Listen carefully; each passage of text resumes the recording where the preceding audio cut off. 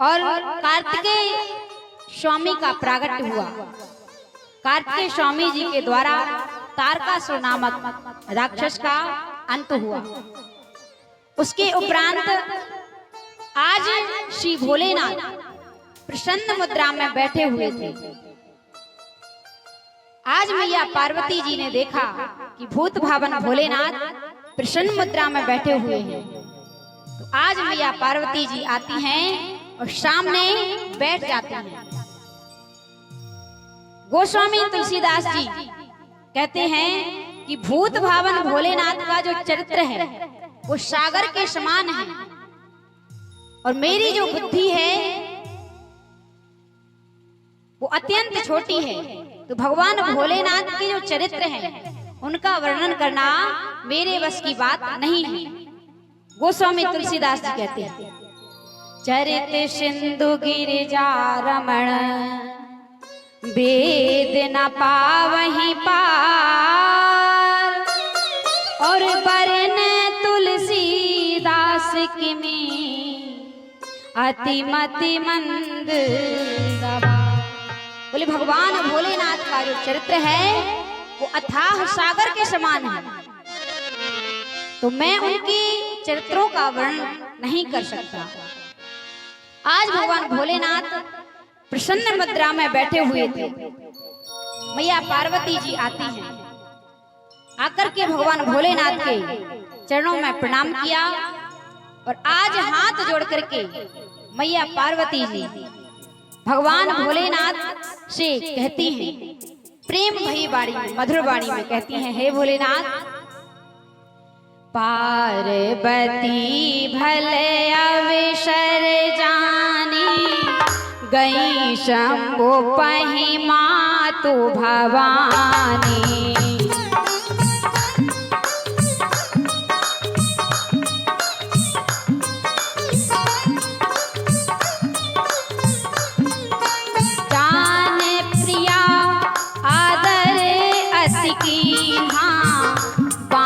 भाग आसन हर दीन्हा,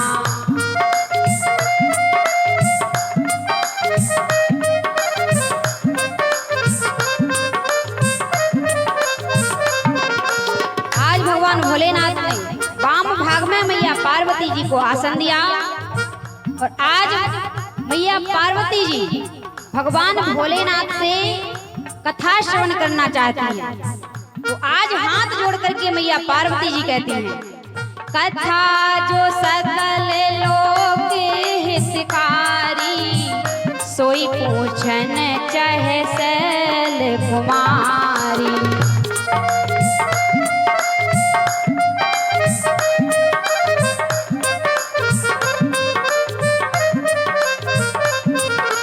जो मो पर प्रसन्न सुख जानिए सत्य मोहि निज दासी।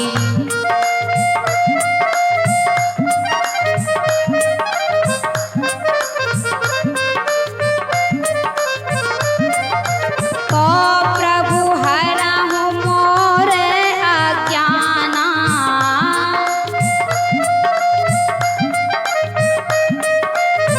कही रघुनाथ कथा विधि नाना।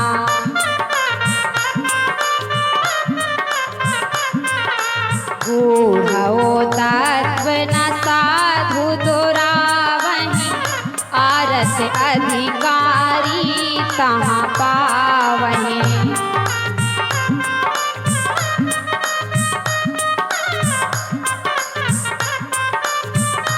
तहाँ पावहि। आज मैया पार्वती जी ने हाथ जोड़ करके कहा, जो मुँह पर प्रसन्न सुख राशि।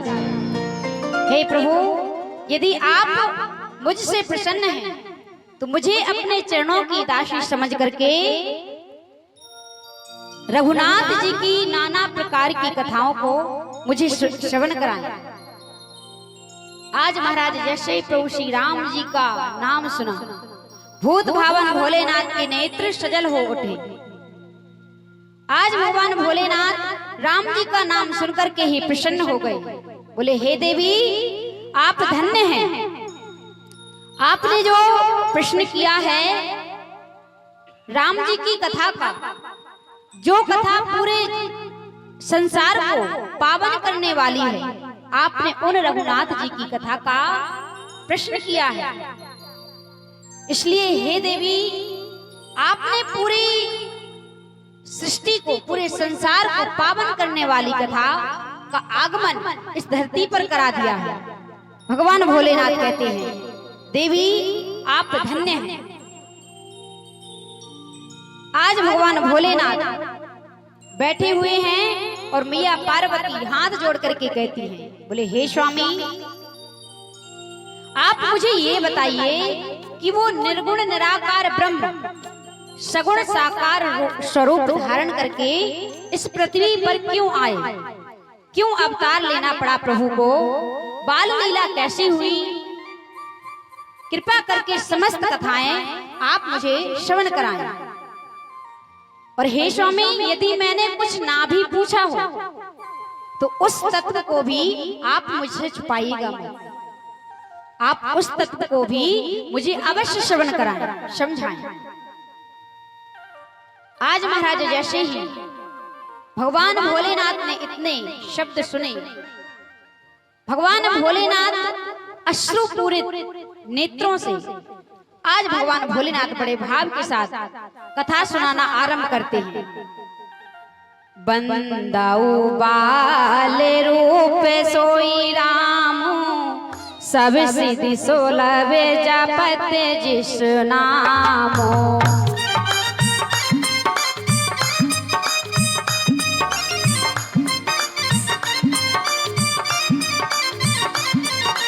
मंगल भवन अमंगल हारी,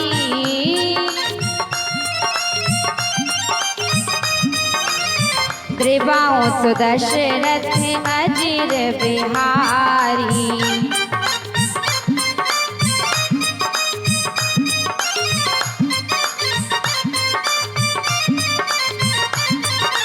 कर प्रणाम राम हित पुरारी,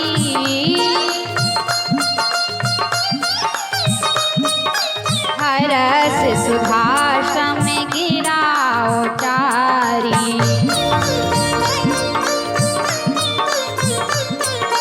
आज भगवान भोलेनाथ बड़े प्रसन्न हैं।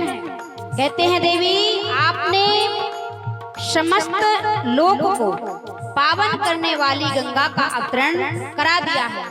हे देवी आप धन्य हो। आज भगवान भोलेनाथ मैया पार्वती को धन्यवाद देते हैं और कहते हैं, धन्य धन्य गिरिराज कुमारी, तुम समान नहीं को उपकारी।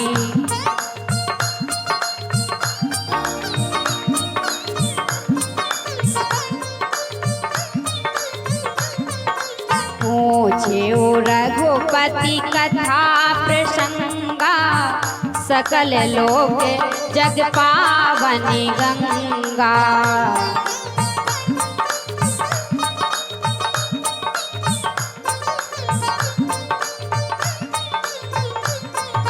तुम रघुवीर चरण अनुरागी,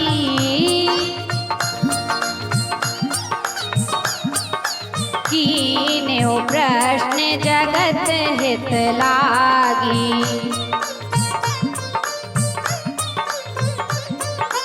कीन्यो प्रश्न जगत हित लागी। आज महाराज भगवान भोलेनाथ ने सर्वप्रथम बंदव बाल रूप सोई राम, आज भगवान भोलेनाथ हाथ जोड़ करके मन ही मन प्रभु श्री राघवेंद्र सरकार के बाल स्वरूप की वंदना करते हैं और कहते हैं, मंगल भवन अमंगल हारी, द्रवौ सुदशरथ अजिर बिहारी। जो प्रभु मंगल करने वाले हैं और अमंगलों का नाश करने वाले हैं और श्री दशरथ जी के आंगन में विहार करने वाले हैं, वे प्रभु श्री राघवेंद्र सरकार मुझ पर कृपा करें। प्रभु श्री राघवेंद्र सरकार के चरणों में प्रणाम करते हुए आज भगवान भोलेनाथ मैया पार्वती जी से कहते हैं, बोले देवी आप धन्य हैं। सकल लोक जग पावनी गंगा, आपने समस्त लोक को पावन करने वाली गंगा को इस धरती पर ला दिया। भगवान भोलेनाथ कहते हैं, बोले देवी, जिनके कानों में अभी तक ये कथा नहीं पड़ी है, जिन्होंने अभी तक भगवान की कथा को नहीं सुना है, उनके कान कैसे हैं? भूत भवन भोलेनाथ कहते हैं, देवी, जिन्हें हरि कथा सुनी नहीं काना, शिवन रंद अहि भवन समाना।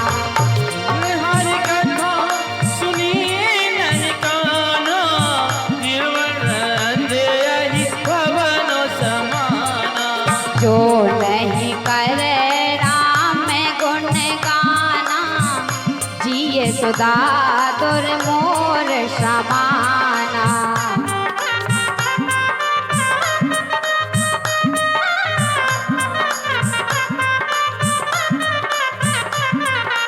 जिन हरि भगति हृदय नहीं आनी,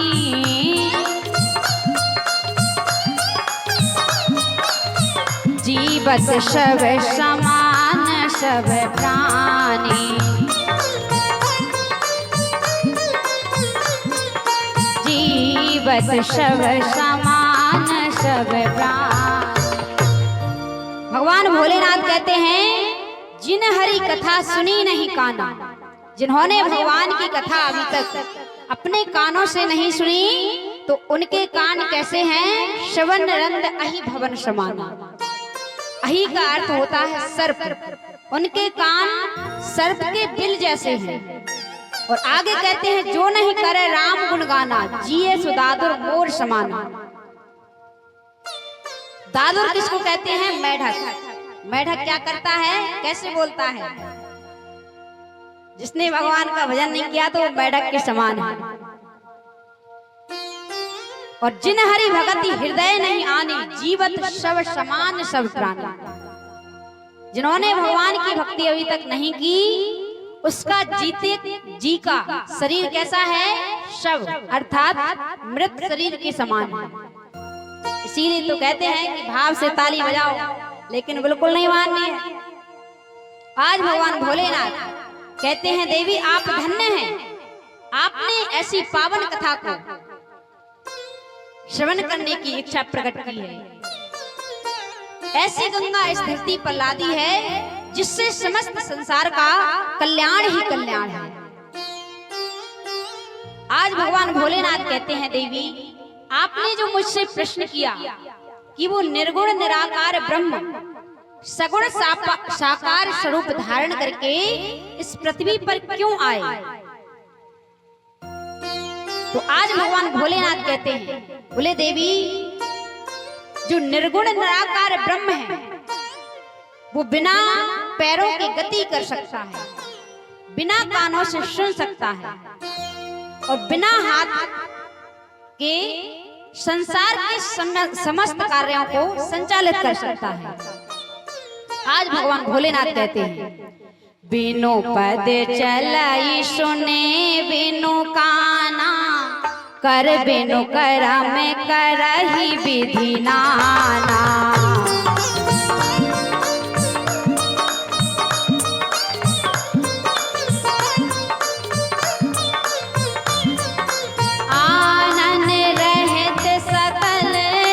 भोगी बिनु बानी बकता बड़ जोगी।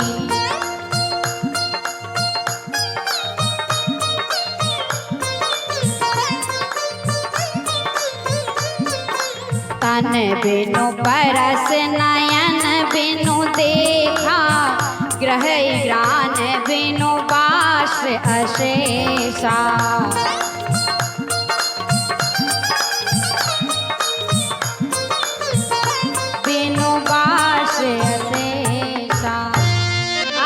भवन भोलेनाथ कहते हैं, देवी वो निर्गुण निराकार ब्रह्म जो है,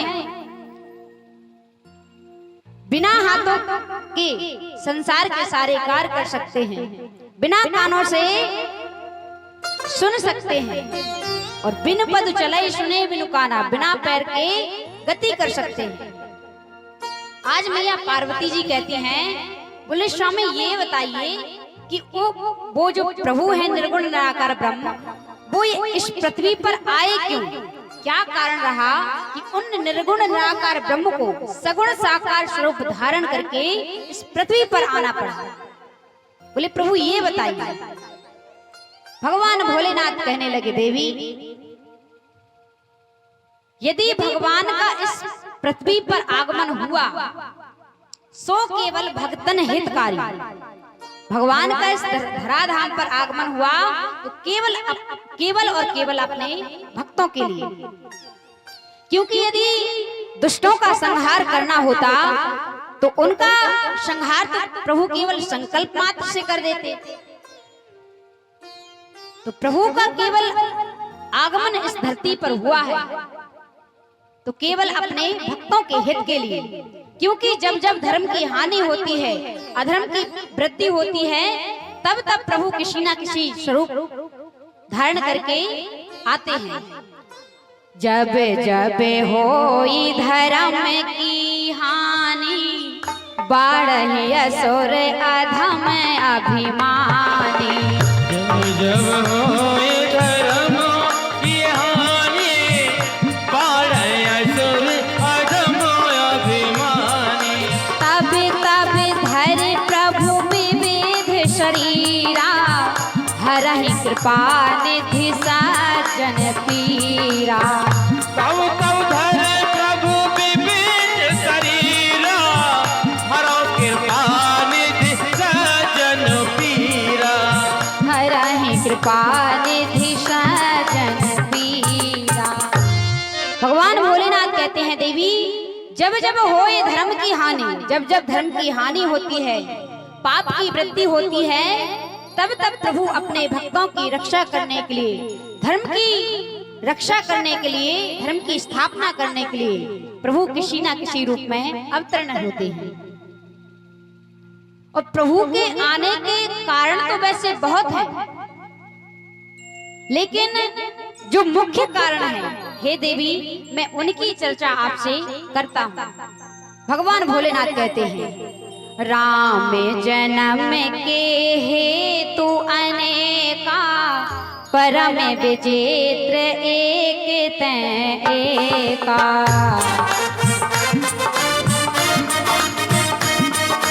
ताली बजाते चलिए थोड़ी थोड़ी, ज्यादा नहीं तो। जन्म एक कोई कहाऊं बखानी, सादर सुन सादर सनमानी।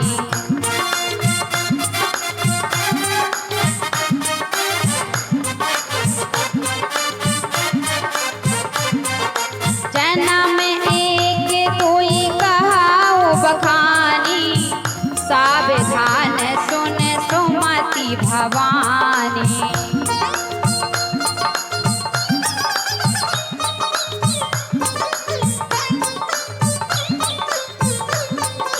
द्वारपाल हरि के प्रिय दो, जय अरु विजय जान सबको।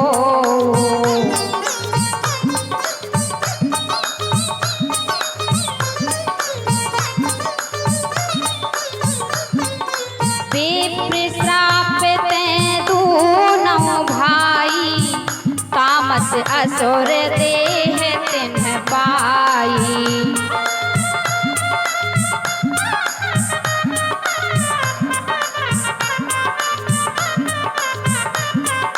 एक बार तिनके हित लागी, धरे शरीर भगत अनुरागी।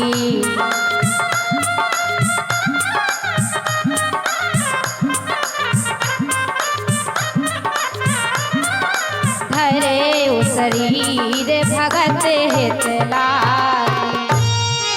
आज भगवान भोलेनाथ कहते हैं, देवी राम जन्म के हेतु अनेका, परम विचित्र एक तै एका। प्रभु के जन्म लेने के जो कारण हैं वो एक से एक हैं और परम विचित्र हैं, लेकिन जो मुख्य कारण हैं देवी मैं उन की चर्चा आपसे करता हूँ। भगवान भोलेनाथ कह रहे हैं, बोले देवी द्वारपाल हरि के प्रिय दो, जय और विजय जान सबको। एक कारण तो प्रभु का इस पृथ्वी पर जो आगमन हुआ है, एक कारण तो ये है कि जय और विजय जो कि भगवान के बैकुंठ धाम के द्वारपाल हैं, विप्रों के द्वारा जय और विजय को श्राप लगा, तो इनके हित के लिए प्रभु का आगमन हुआ।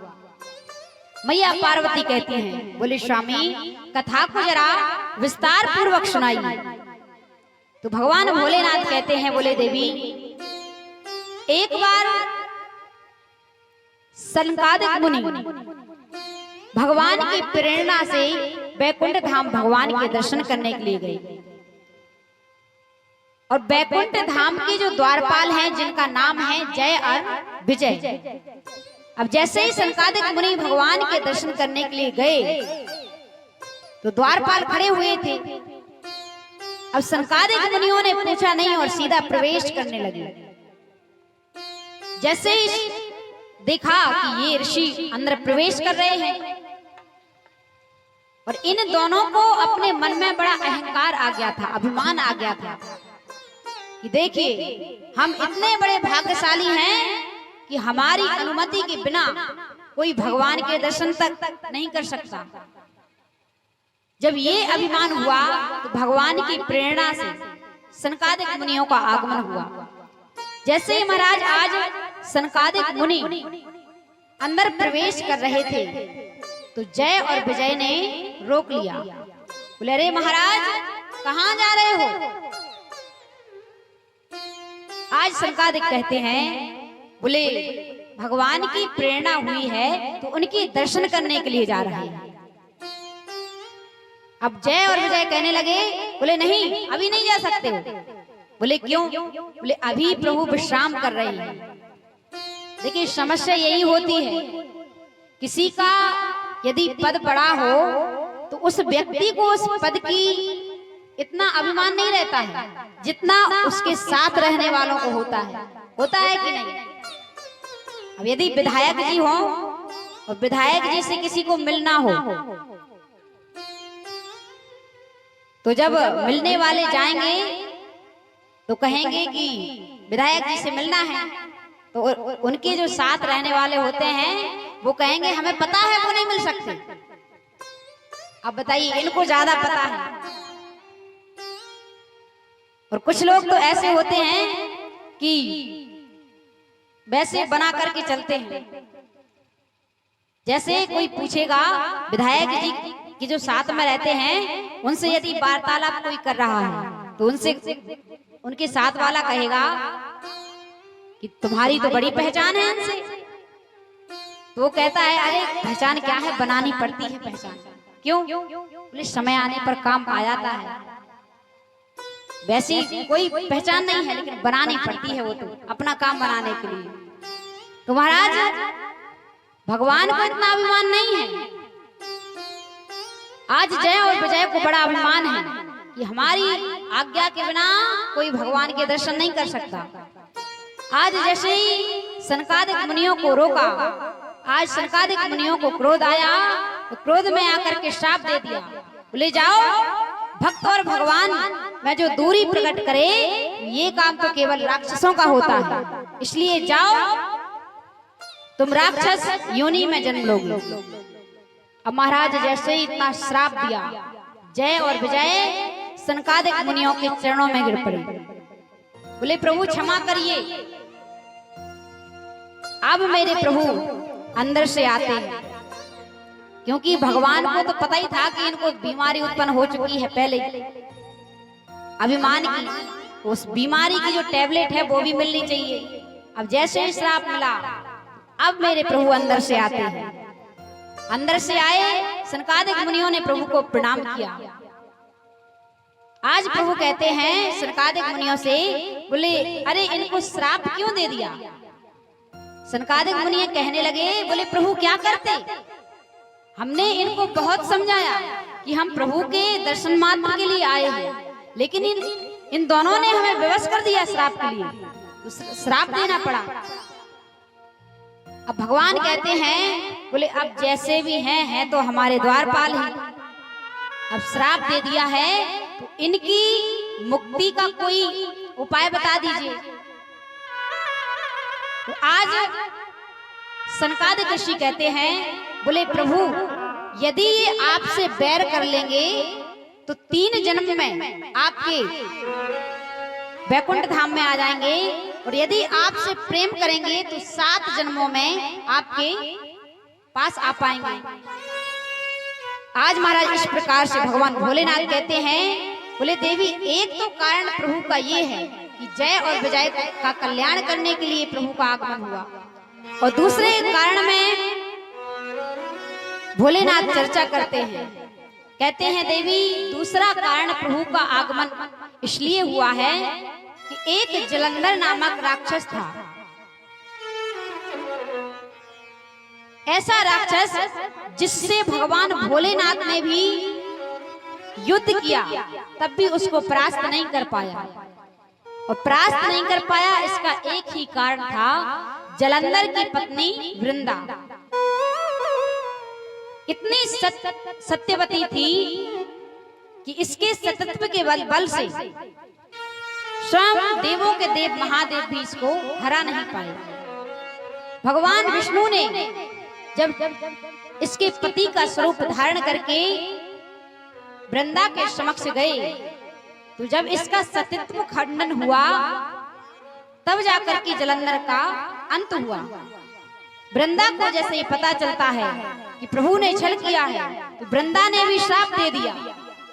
भगवान भोलेनाथ कहते हैं देवी दूसरा कारण है वृंदा का श्राप कि प्रभु को अवतार लेना पड़ा। तीसरे कारण में भगवान भोलेनाथ कहते हैं, बोले देवी अब जो तीसरा कारण है प्रभु का आगमन का, अवतार का, तो इस बात को थोड़ा ध्यान से सुनिए इस कथा को। भैया बोली क्यों? बोले क्योंकि अब ये जो कारण है ये तुम्हारे गुरुदेव श्री नारद जी से संबंधित है। बोले क्यों? बोले आपके गुरु नारद जी ने भगवान को श्राप दिया था। अब महाराज जैसे इतना सुना तो भैया पार्वती आश्चर्यचकित हो गई।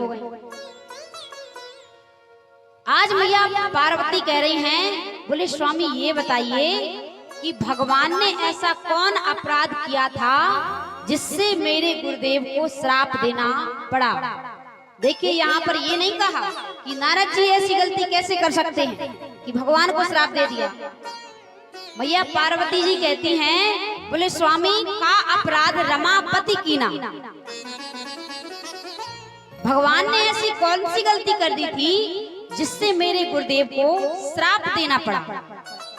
आज भगवान भोलेनाथ कहते हैं, नारद श्राप दीन है एक बारा, कलप एक ते ही लगे अवतारा।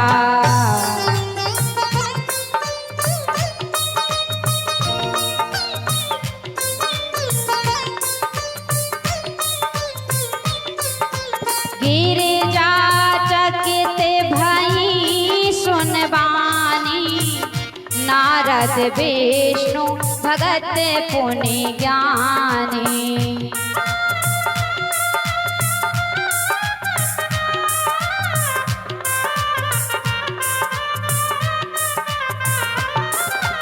कारण कवन श्राप मुनि दीन्हा, का अपराध रमापति कीन्हा।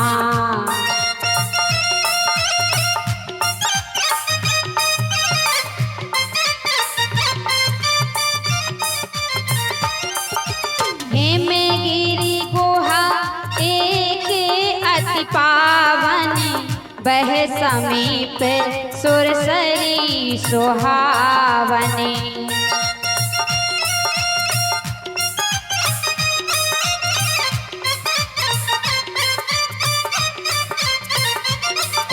सो मेरे श्राप हरि गति बांधी, सहज विमल मन लागी समाधि।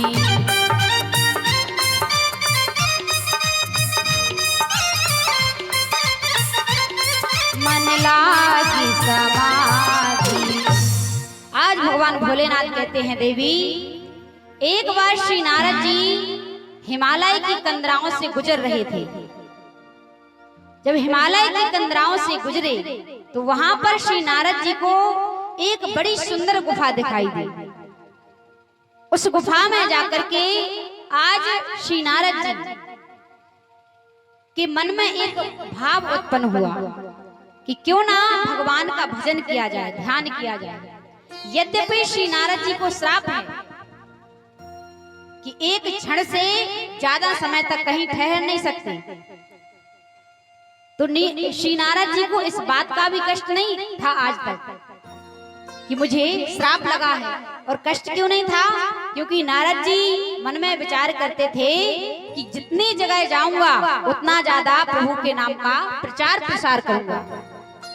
आज श्री नारद जी जैसे ही उस गुफा में पहुंचे तो आज श्री नारद जी भगवान के ध्यान में लीन हो गए, समाधिस्थ हो गए। जैसे ही महाराज समाधिस्थ हुए, अब कोई तपस्या करने लग जाए तो इंद्रदेव को बड़ी समस्या हो जाती है कि हो ना हो स्वर्ग लोक के राजा बनना चाह रहे हैं, कोई भी तपस्या करे कभी भी, इंद्रदेव को ज्यादा समस्या होती थी। अब इंद्रदेव ने कामदेव को भेजा, कामदेव आए, बहुत प्रयास किया, लेकिन जिसकी रक्षा करने वाले स्वयं परमात्मा हो उसका कोई भी बाल भी बाका नहीं कर सकता। जाको राके साइया मार सके ना कोई, और बाल ना बाका कर सके जो जग बैरी होए। आज भगवान की कृपा से यद्यपि श्री नारद जी को श्राप है, लेकिन फिर भी आज श्री नारद जी भगवान के ध्यान में लीन हैं। कामदेव आए, बहुत प्रयास किया, लेकिन श्री नारद जी पर कोई भी प्रभाव नहीं पड़ा। जिसके रक्षक हो श्री राम उसे कोई मार नहीं सकता, प्रभु जगन्नाथ का दास जगत से हार नहीं सकता। आज श्री नारद जी ध्यान में लीन हैं। और जब कामदेव ने बहुत प्रयास किया, अंत में कामदेव ने अपनी हार स्वीकार कर ली।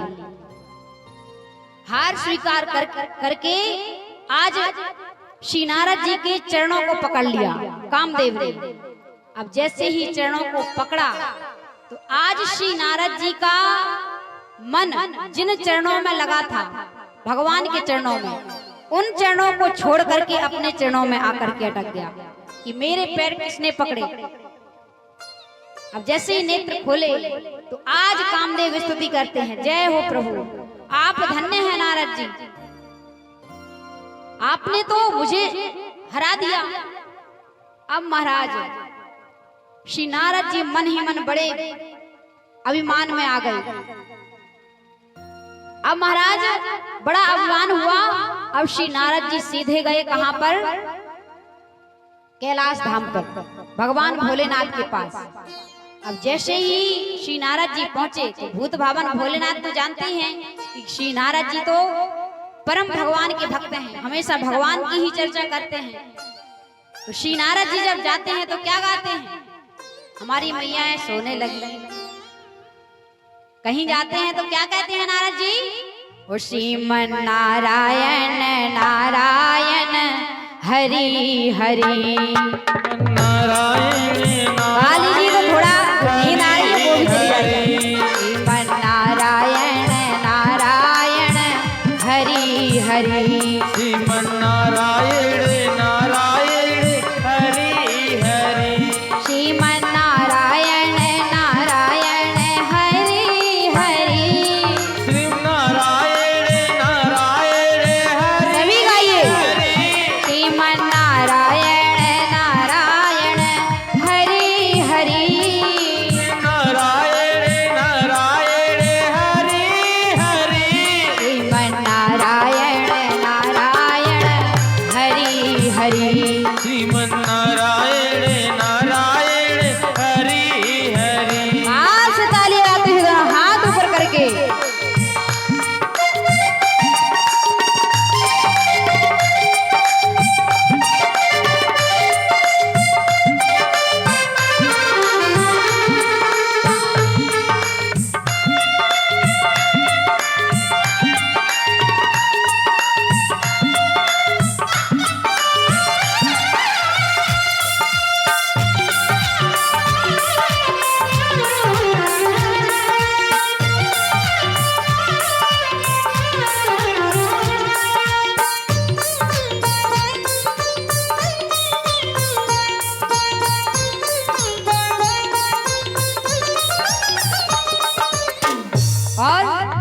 जो नारायण नाम लेत है, जो नारायण नाम लेत है, जो नारायण नाम लेत है, जो नारायण नाम लेत है, जो भगवान नारायण का नाम लेता है तो उसको क्या फायदा होता है? उसके पाप होते सब छारायण, उसके पाप होते सब छारा रे। यहाँ के भक्त कह रहे हैं हमारे पाप हमारे पास रहने दीजिए। पाप छारायण करना है तो जरा हाथ उठाइए दोनों हाथ और भाव से गाइए। पाप होते सब छारायण, पाप होते सब छारायण, श्रीमन नारायण नारायण हरि हरि, श्रीमन नारायण नारायण हरि हरि, श्रीमन नारायण नारायण हरि हरि, श्रीमन नारायण नारायण हरि हरि। दोनों हाथ ऊपर करके जोरदार तालियां।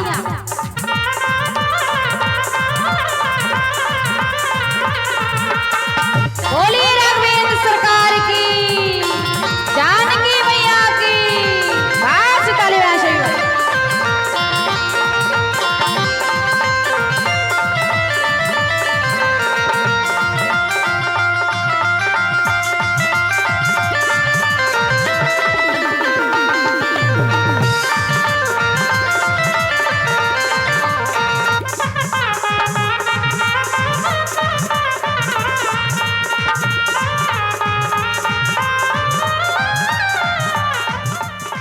सरयू के तीर अयोध्या नगरी,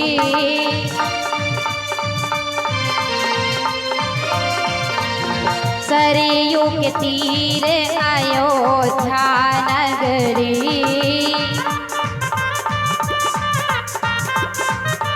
जहाँ रामचंद्र अवतारायण, जहाँ रामचंद्र अवतारायण, श्रीमन नारायण नारायण हरि हरि, श्रीमन नारायण नारायण हरि हरि।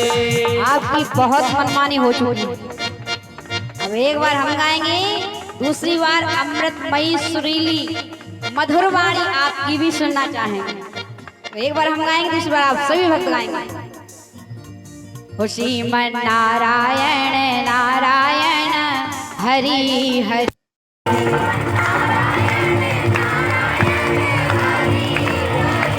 श्रीमन नारायण नारायण हरि हरि।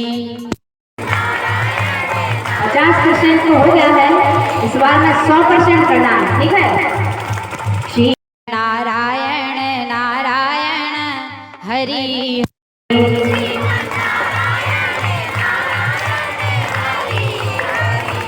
श्रीमन नारायण नारायण हरि हरि,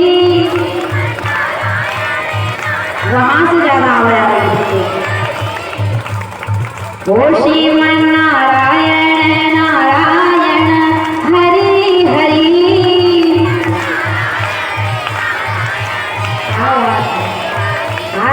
सब घर के भक्तों मैया का नजर लग जाएगा। श्रीमन नारायण नारायण हरि हरि, दोनों हाथ ऊपर करके श्रीमन नारायण नारायण हरि हरि, श्रीमन नारायण नारायण हरि हरि, श्रीमन नारायण नारायण हरि हरि, श्रीमन नारायण नारायण हरि हरि, श्रीमन नारायण नारायण हरि हरि। हुए कि श्री नारद जी तो भगवान के परम भक्त हैं, और ये आए हैं तो 100% भगवान का ही सत्संग करेंगे, भगवान का ही चर्चा करेंगे। आज भगवान भोलेनाथ कहते हैं नारद जी जल्दी से कोई राम चर्चा सुनाए। श्री नारद जी कहने लगे, बोले भोले बाबा राम चर्चा नहीं, आजकल हम एक नई कथा सुना रहे हैं। बोले क्या? पूरी कथा सुना दी। हम समाधस्थ थे, कामदेव आया, हमने उसको हरा दिया, पूरी कथा सुना दी। अर्थात अपनी बड़ाई कभी भी करना नहीं चाहिए। अपनी बड़ाई जो भी करता है वो मूर्ख होता है। कभी भी अपनी बड़ाई नहीं करना चाहिए, उसका पतन निश्चित हो जाता है जो भी अपनी बड़ाई करता है। आज भगवान भोलेनाथ कहते हैं, बोले हे नारद जी आपने जो कथा मुझे सुनाई है, इस कथा को और किसी से मत कहना, किसी को नहीं सुनाना। अब श्री नारद जी मन में विचार कर रहे हैं कि लगता है भगवान भोलेनाथ को मेरी जो बड़ाई है वो अच्छी नहीं लग रही है। अब श्री नारद जी की इतनी प्रशंसा चल रही है देवलोकों में, लेकिन प्रशंसा तो चल रही है, लेकिन प्रणाम किसको किया जा रहा है? भगवान को।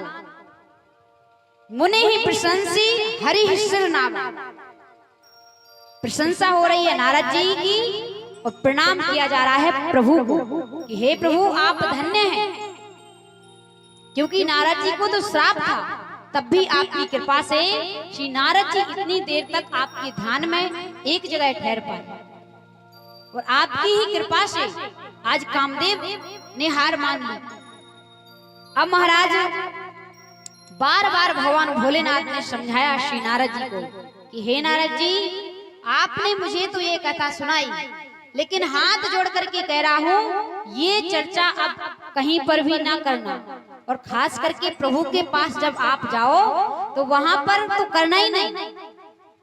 प्रभु यदि पूछे भी इसके बारे में तो आप कोई दूसरी कथा प्रारंभ कर देना, लेकिन ये कथा भगवान को नहीं बताना।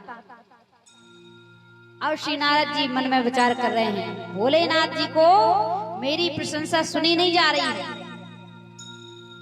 अब श्री नारद जी वहां से प्रस्थान करते हैं। अब नारद जी अपने मन में विचार कर रहे हैं कि भगवान भोलेनाथ को शायद इस बात का बुरा लगा कि भोलेनाथ जी ने भी कामदेव को भस्म किया था, तो भोलेनाथ जी को तो अपना तीसरा नेत्र खोलना पड़ा था, और मैंने तो अपने नेत्रों को बंद ही करके रखा, खोलने नहीं पड़ा, तब भी कामदेव हार गया मुझसे। नारद जी को मन ही मन में बड़ा अभिमान आ गया। अब नारद जी मन में विचार करते हैं कि अब तो मैं भगवान के बराबर का हो गया हूं, तो अब भगवान के पास मैं नहीं जाऊंगा। बोले अब जब भगवान मुझे बुलाएंगे तब मैं जाऊंगा। ऐसा अभिमान श्री नारद जी के मन में, और ऐसा अभिमान हो जाए तो अभिमानी लोगों से तो भगवान कोसों दूर रहते हैं। निर्मल मन जन सो मोहि पावा, मोहे कपट छल चित्त न भावा। नारद जी के मन में अभिमान है कि जब भगवान मुझे याद करेंगे बुलाएंगे तभी मैं जाऊंगा।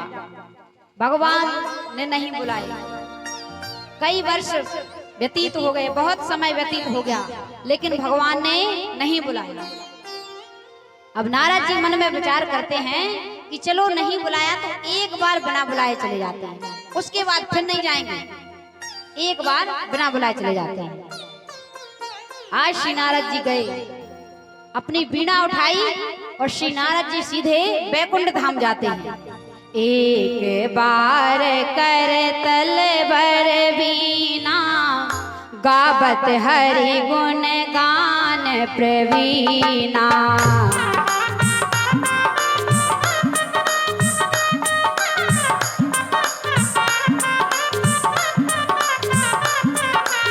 एक बार कर तल बर वीणा, गावहि हरि गुण गान प्रवीणा।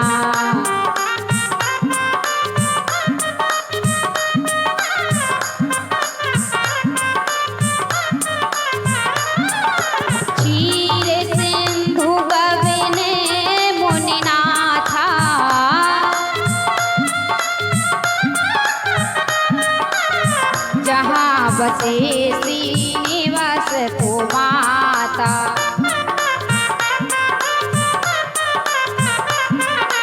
जहाँ बस श्रीनिवास सतो माता। आज श्री नारद जी ने उठाई अपनी वीणा और सीधे कहाँ पहुंचे? क्षीर सागर, मेरे प्रभु के पास में। आज महाराज जैसे ही श्री नारद जी क्षीर सागर में प्रभु के पास में गए, जैसे ही प्रभु ने देखा श्री नारद जी को आते हुए, उठ करके खड़े हो गए। आज श्री नारद जी को अपने बगल में आसन दे दिया। बोले आइए नारद जी बैठिए। अब नारद जी और फूल करके गुब्बारा हो गए। मन में विचार किया कि लगता है प्रभु को पता चल गया है कि हम पहले वाले नारद नहीं रहे, अब तो हम बहुत बड़े वाले हो गए। अब परमात्मा तो सब कुछ जानते हैं। अब जैसे ही श्री नारद जी को बगल में बिठाला, आज प्रभु कुशलता पूछते हैं, नारद जी आजकल आप दिखाई नहीं दे रहे हैं, कहाँ गए थे? बहुत दिनों से दिखाई नहीं दे। श्री नारद जी ने थोड़ा सा समय मिला कि पूरी कथा सुना दी। प्रभु ऐसे हुआ, कामदेव आया, हार गया, ये पूरी कथा सुना दी। अब पूरी बड़ाई भगवान के सामने कर दी।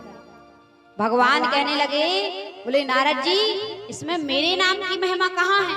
अरे मैं तो ये कहता हूँ कि कोई साधारण व्यक्ति भी नारद नारद जपे और उसको भी काम हरा दे तो आप तो कहते हैं मेरे नाम की बात।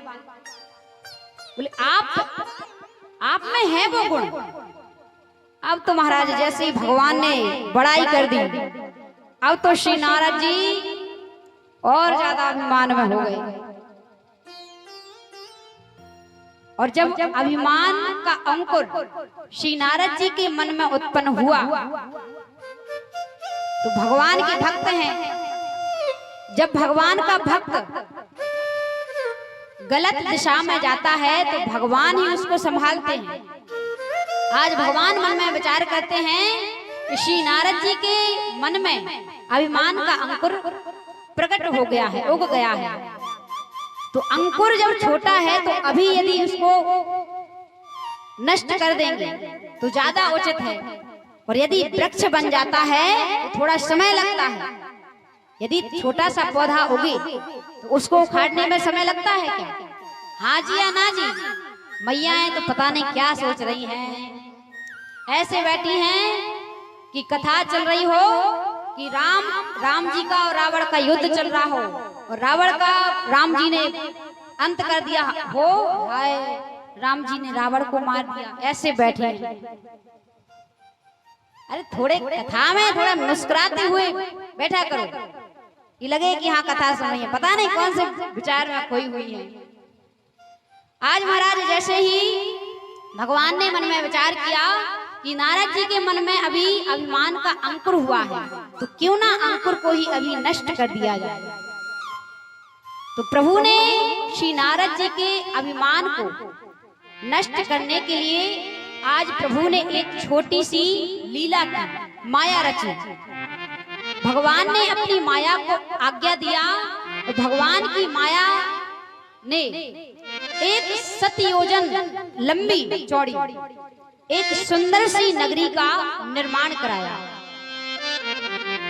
और उस नगरी में विश्व मोहिनी का स्वयंवर चल रहा था। आज महाराज श्री नारद जी वहां से प्रस्थान किए, तो आज श्री नारद जी ने उस नगरी का दर्शन किया। बिरजो मगमहु नगर तेहि सत जोजन विस्तार, श्रीनिवास ते अधिक रचना विविध प्रकार। आज श्री नारद जी देखते हैं कि इतनी सुंदर नगरी कि देखते ही श्री नारद जी मोहित हो गए, और उस नगरी की राजा बने हैं शीलनिधि, और शीलनिधि की पुत्री बनी है विश्व मोहिनी, और उनका स्वयंवर चल रहा है, नाना प्रकार से सजी हुई है। आज श्री नारद जी ने जैसे ही देखा, तो आज श्री नारद जी उस नगरी में जाते हैं। अब महाराज वहां पर गए, बड़ी सुंदर नगरी है। अंदर जाकर के देखा तो बहुत भारी भीड़ पड़ी है। पूछा नारद जी ने कि यहाँ पर इतनी ज्यादा भीड़ क्यों है। वहां पर बताया, बोले यहाँ की जो राजकुमारी है विश्व मोहिनी, उनका स्वयंवर है। आज श्री नारद जी जाते हैं विश्व मोहिनी के दर्शन करने। जैसे ही महाराज अंदर गए, महाराज शील निधि ने बड़ा स्वागत किया नारद जी का। और आज जिस प्रकार से हिमांचल जी ने कहा था कि हमारी बेटी का भाग्य देखो, ठीक उसी प्रकार आज महाराज शील निधि ने कहा, बोले हे नारद जी, आप कृपा करके हमारी पुत्री विश्व मोहिनी का हाथ देखिए, इसके भाग्य में कैसा पति लिखा है। आज श्री नारद जी ने जैसे ही विश्व मोहिनी को देखा तो मोहित हो गए, और हाथ में जैसे ही देखा तो हाथ में रेखा क्या बता रही थी, पूरे पूरे गुण भगवान के। जो जो गुण परमात्मा में है, भगवान में है, वो गुण बता रही थी रेखाएं। और नारद जी तो भगवान के बराबर समझते थे अपने लिए। अब महाराज नारद जी मन में विचार करते हैं कि गुण तो मुझ में पूरे हैं भगवान के, ना काम है, ना क्रोध है, ना लोभ है, ना मोह है। बोले इस हिसाब से क्यों ना मैं ही इस कन्या से विवाह कर लूं। अब महाराज श्री नारद जी ने मन में विचार किया कि विवाह तो कर लूं, लेकिन विश्व मोहिनी इतनी सुंदर है तो मुझे स्वरूप भी सुंदर चाहिए। अब श्री नारद जी ने क्या किया, उस नगरी से निकल करके आए और दरवाजे पर आकर के भगवान को याद करने लगे और भगवान को पुकारने लगे। मोरे हित हरि समय नहीं को, यही अवसर सहाय सोई हो।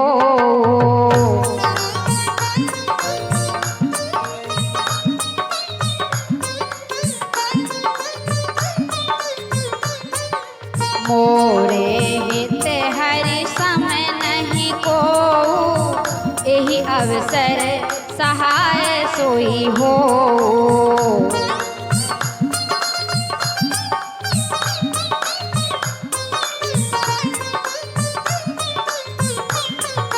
आज महाराज जैसे ही पुकारा प्रभु को, प्रभु तो तुरंत आ गए। भगवान ने कहा, बोले नारद जी कैसे याद किया। नारद जी कहने लगे, बोले प्रभु एक काम था। भगवान बोले ले, कल ही काम को हराया, आज फिर काम आ गया। क्या काम है वैसे नारद जी। नारद जी कहते हैं, बोले प्रभु विवाह करने की इच्छा है। भगवान बोले तो विवाह करने की इच्छा है तो कर लो, पर प्रभु एक समस्या है। बोले क्या समस्या। बोले प्रभु स्वरूप इतनी सुंदर कन्या है कि मेरे इस स्वरूप से वो विवाह नहीं करेगी, तो क्या करें। बोले प्रभु आप अपना मुझे रूप दे दो। भगवान बोले वाह नारद जी, विवाह आपका होना है और रूप मेरा, ऐसा कैसे। नारद जी कहते हैं, आपन रूप दीन प्रभु मोई,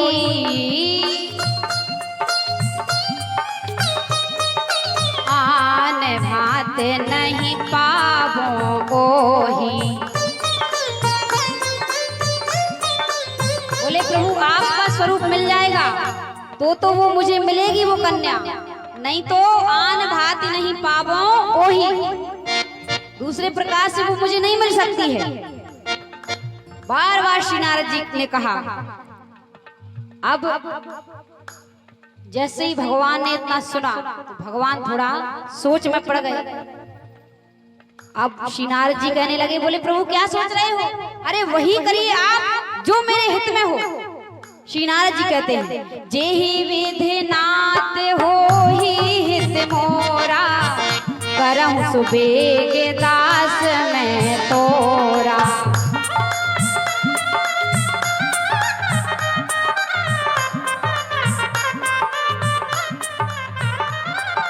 जेहि विधि नाथ हो ही हित मोरा, करहु सुबेग दास मैं तोरा।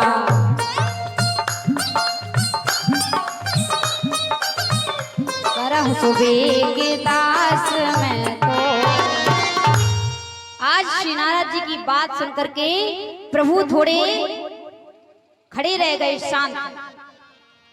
और श्री नारद जी को तो जल्दी जल्दी पड़ी थी कि कहीं ऐसा ना हो कि मैं यहाँ हूँ और वहां पर कोई और ले जाए उस कन्या को। तो कहते हैं अरे प्रभु क्या सोच रहे हैं, अरे आप वही कीजिए जिसमें मेरा हित हो। भगवान कहने लगे, बोले नारद जी मैं वो नहीं करूंगा जिसमें तुम्हारा हित हो, नारद जी मैं वो करूंगा जिसमें तुम्हारा परम हित हो। बोले प्रभु तो जल्दी कीजिए, नहीं तो वो और कोई ले जाएगा उस कन्या को। आज प्रभु मन में विचार कर रहे हैं कि श्री नारद जी को सुंदर बनाऊं या बंदर बनाऊं, क्योंकि यदि सुंदर बना दिया और विवाह हो जाएगा तो बंदर की तरह नचाएगी पत्नी, जैसे आजकल की जो पत्नियां होती हैं, यहाँ की तो अच्छी हैं, आपकी नहीं कह रहे हैं, जो मार्केट की रहती हैं उनका क्या सिस्टम रहता है कि पत्नी को वैसे अपने पति देव को भोजन परोस के देना चाहिए, चरणों को दबाना चाहिए, हमेशा सेवा करना चाहिए। लेकिन मार्केट में क्या चलता है, पहले तो सीधा सीधा नाम ही लेते हैं, नाम लेकर के कहेंगे एक गिलास पानी लाना, थोड़ा नाश्ता उठा करके दे देना, एक कप कॉफी बना देना। लेकिन आज प्रभु मन में विचार कर रहे हैं कि नारद जी को सुंदर बनाऊं या बंदर। यदि सुंदर बना दूंगा तो पूरी जिंदगी बंदर वाली हो जाएगी, इसलिए मैं बंदर ही बना देता हूं। आज प्रभु ने क्या किया, श्री नारद जी का मुख बंदर वाला बना दिया। अब श्री नारद जी मन में बड़े सोच रहे हैं, मैं तो प्रभु का रूप ले लिया मैंने, दौड़े दौड़े गए पुनः उसी नगरी में। अब जाकर के बैठ गए, स्वयंवर आरंभ हुआ, विश्व मोहिनी आई। अब महाराज भगवान भोलेनाथ के दो गण श्री नारद जी के बगल में खड़े थे। विश्व मोहिनी आई माला लेकर के। अब श्री नारद जी जहां से विश्व मोहिनी आ रही थी जिस लाइन में, उसी लाइन में आगे जाकर के उचक के खड़े हो गए। विश्व मोहिनी आई और निकल गई, नहीं देखा। अब आगे निकल गई तो श्री नारद जी वहां से पीछे होकर के फिर और आगे आ गए। अब महाराज भोलेनाथ के जो गण थे वो बड़े प्रसन्न हो रहे हैं, बोले आइए महाराज, अरे आप इतने सुंदर हैं, इतने सुंदर हैं, आपको छोड़ करके विश्व मोहिनी किसी दूसरे के गले में माला पहनाएंगे ही नहीं। नारद जी बड़े प्रसन्न हो रहे हैं। और जैसे ही महाराज विश्व मोहिनी आई और श्री नारद जी का विकट रूप देखा बंदर वाला, आज विश्व मोहिनी क्रोध से लाल हो गई और जिस लाइन में श्री नारद जी थे उस लाइन को ही छोड़ दिया। और अंत में मेरे प्रभु अंत में प्रकट हुए, विश्व मोहिनी ने प्रभु के गले में माल्यार्पण की। बोले कृष्ण कन्हैया लाल की, लक्ष्मी मात की। अब महाराज जैसे ही इतना देखा, भगवान को देखा और विश्व मोहिनी को, अब श्री नारद जी क्रोध से लाल हो गए। अब जो गण थे वो हंस रहे हैं। नारद जी ने कहा तुम क्यों हंसते हो? बोले अरे महाराज, शादी से पहले अपने मोहड़े को एक बार देख तो लेते शीशे में, कैसा मुंह है। बोले क्यों? महाराज एक पात्र में जल भरा हुआ था, श्री नारद जी गए और जैसे ही महाराज जल में अपनी परिछाई देखी, अब देखा कि मुख तो बंदर वाला है। आज श्री नारद जी क्रोध से लाल हो गए और देखा कि भगवान ने मेरे साथ छल किया है। आज क्रोध से लाल हो गए। बोले हे प्रभु, मुझे पता था आप इतने कपटी हो, आपके मन में छल है। अरे आप महाकपटी हो, आप सबसे बड़े वाले हो ना, इसलिए कोई कहता नहीं है, जानते तो सब है कि आपके मन में क्या है, लेकिन कोई आपसे कहने का साहस नहीं कर पाया। लेकिन मैं आज कहता हूँ आप महाकपटी हो। अब महाराज भगवान के एक तरफ बैठी लक्ष्मी मैया और एक तरफ विश्व मोहिनी। श्री नारद जी क्रोध में कहते हैं अरे मैं एक विवाह करने के लिए जा रहा था, वही आपको देखा नहीं गया, और स्वयं देखो एक इस तरफ बैठा ले हो, एक इस तरफ, अरे मुझे एक ही विवाह कर लेने देते। अब महाराज मैया लक्ष्मी कह रही हैं, बोले प्रभु नारद जी को समझाइए क्या कह रहे हैं। भगवान मुस्कुरा करके बोले देवी, शादी जब होती है, विवाह होता है, और विवाह में गारियां भी होती हैं, तो विवाह के उपरांत जो गारी होती है, तो नारद जी वो वाली रस्म पूरी कर रहे हैं, गारी वाली, इसलिए गारी दे रहे हैं। अब अंत में मेरे प्रभु क्या लीला करते हैं कि विश्व मोहिनी वहां से अंतर्ध्यान हो जाती है, केवल लक्ष्मी मैया बगल में बैठी हुई हैं वाम भाग में। आज श्री नारद जी ने जैसे ही देखा, तो आज श्री नारद जी जब क्रोध में थे तो भगवान को श्राप दे दिया। बोले बंदर की आकृति मुझे दी है तो मैं आपको श्राप देता हूँ, जब आपका धराधाम पर आगमन होगा तो यही बंदर आपकी सहायता करेंगे। ऐसा श्राप श्री नारद जी ने दिया। अंत में विश्व मोहिनी वहां से अंतर्ध्यान हो जाती हैं, और अंत में जब श्री नारद जी ने देखा तो आज श्री नारद जी हाथ जोड़ करके भगवान से क्षमा याचना करते हैं। बोले प्रभु मुझे क्षमा कीजिए, अरे मैं बैरागी, मैं सोच भी कैसे सकता हूँ कि मैं विवाह करूंगा। आज भगवान कहते हैं, बोले नारद जी इसमें आपकी कोई गलती नहीं है। बोले ये जो भी हुआ है ये सब मेरी इच्छा से ही हुआ है। आज श्री नारद जी वहां से अपना क्रोध त्याग करके चले जाते हैं। बोलिए श्री राघवेंद्र सरकार की जयकारा, ठंडी जैसा ठंडा। आनंद नहीं आता है सच में, जयकारा ऐसे लगाया करो कि हाँ जयकारा है। यहाँ तो फॉर्मेलिटी पूरी करते हैं आप लोग। बोली श्री राघवेंद्र सरकार की, जानकी मैया की। क्या बात है, ऐसे ही लगा दिया क्या, बार बार बोलना अच्छा नहीं लगता है।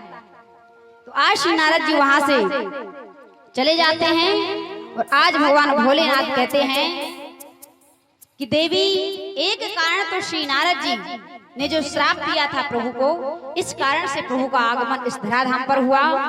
और आज चौथा कारण भगवान भोलेनाथ बताते हैं।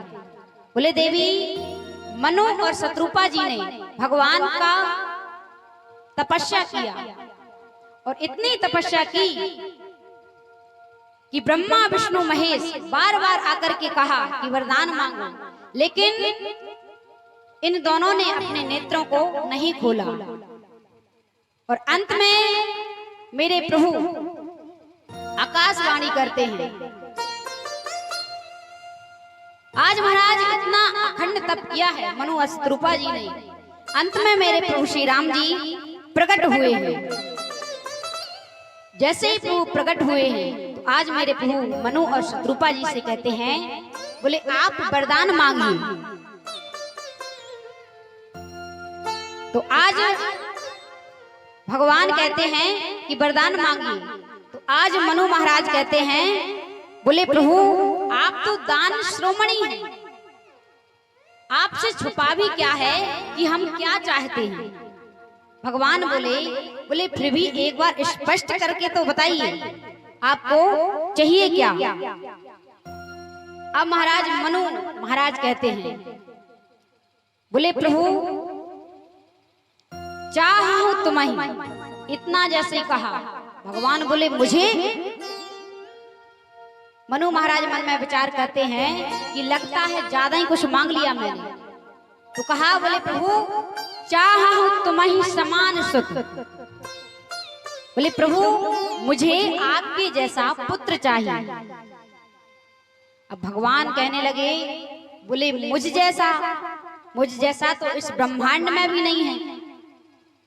तो आज मेरे प्रभु कहते हैं, बोले हे राजन मैं स्वयं आपके पुत्र के रूप में आऊंगा। मैया शत्रुपा से कहा, बोले माँ आप मांगिए। आज मैया शत्रुपा कहती हैं, बोले हे प्रभु सोई सुख सोई गति सोई भगति सोई निज चरण स्नेह है, सोई विवेक सोई रहने प्रभु हम ही कृपा कर देहु। एक वरदान में मैया ने 6 चीजें मांगी। सोई सुख सोई गति सोई भगति सोई निज चरण स्नेह। बोले प्रभु मुझे आपकी भक्ति गति मति ऐसे हो जिस प्रकार से एक मछली जल के बिना नहीं रहती है। आज प्रभु ने मैया शत्रुपा को वरदान दिया, तथास्तु कह करके मेरे प्रभु यहाँ से अंतर ध्यान हो जाते हैं। यहाँ की जो मैयाएं हैं वो थोड़ी बोर हो रही हैं। एक भजन का आनंद लेते हुए कथा को आगे बढ़ाएंगे। भजन बोले कि नहीं? हाँ जी या ना जी? हाँ जी कहना है तो ऐसे कह दो, ना जी कहना है तो ऐसे। हाँ जी कि ना जी? कुछ लोग तो पता नहीं हमारी भाषा समझ में नहीं आ रही है क्या? आती है कि नहीं?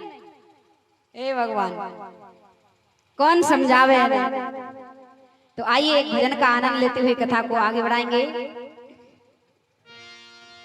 भूत भावन भोलेनाथ का प्रसंग चल रहा है, तो एक बार भगवान भोलेनाथ के चरणों में हाजिरी लगाएंगे सभी भक्त और भोलेनाथ से कहेंगे, हे भोलेनाथ कि भज लो बारंबार हमारे सीताराम, जीवन के आराम हमारे सीताराम।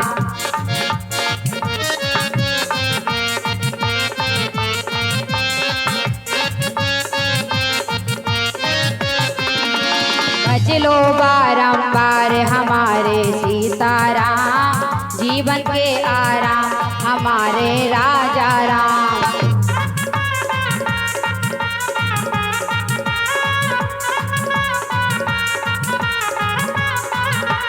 जोरदार तालियां।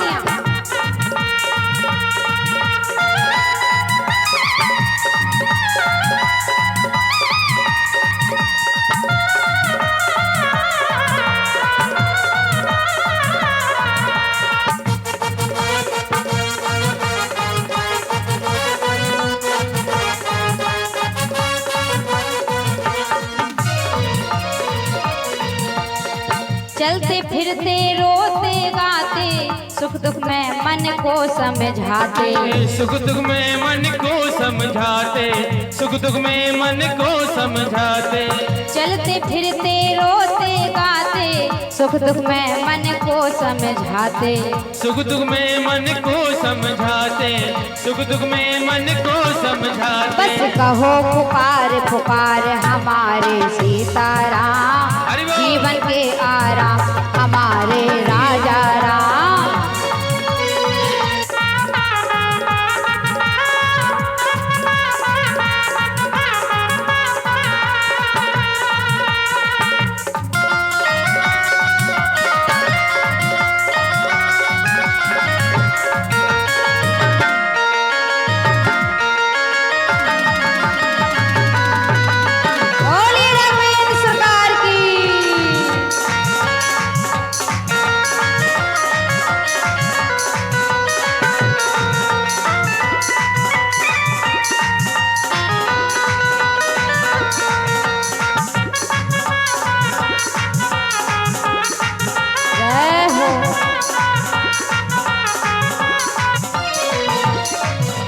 हे जगदीश्वर हे अंगहारी, भक्ति भाव में लीलाधारी। भक्ति भाव में लीलाधारी, भक्ति भाव में लीलाधारी। हे जगदीश्वर हे अंगहारी, भक्ति भाव में लीलाधारी। भक्ति भाव में लीलाधारी, भक्ति भाव में लीलाधारी। अति करते भव से पार हमारे सीताराम। भव से पार होना है तो मीठी मीठी ताली बजाना पड़ेगा। अज करते भव से पार हमारे सीताराम, जीवन के आराम हमारे राजा राम। जोरदार तालियां, दोनों हाथ ऊपर करके।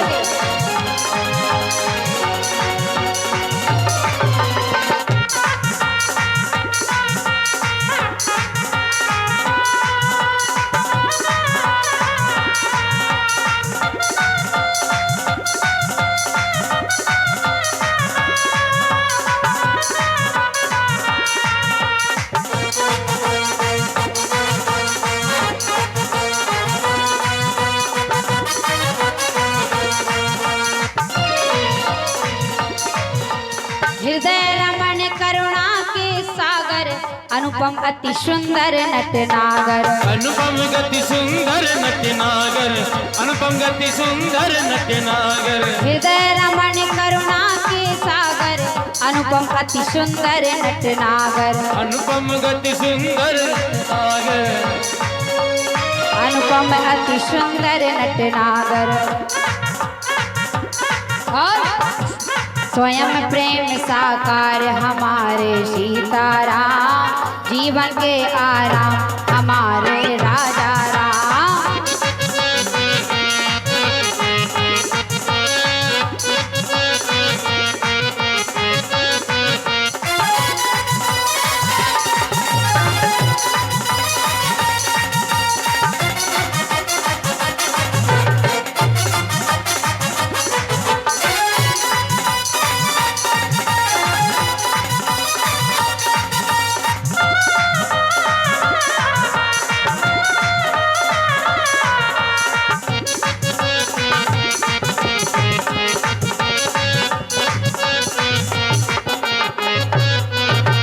भजलो बारंबार हमारे सीताराम, जीवन के आराम हमारे राजा राम।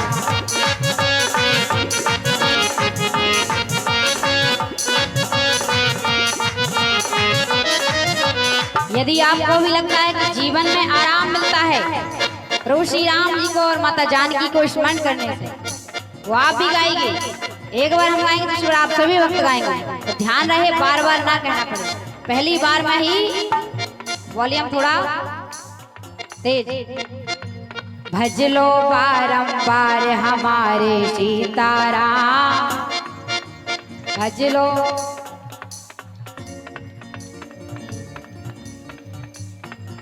समझ में नहीं आ रहा गा रहे हो या क्या कर रहे हो, तो वही हो रहा है कि हलवा बना रहे हो या कचौड़ी बना रहे हो या पकौड़ी, कुछ समझ में ही नहीं आ रहा। थोड़ा सुर से गाइए।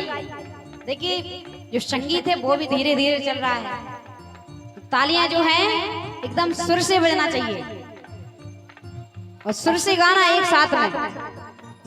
भजलो बारंबार हमारे सीताराम,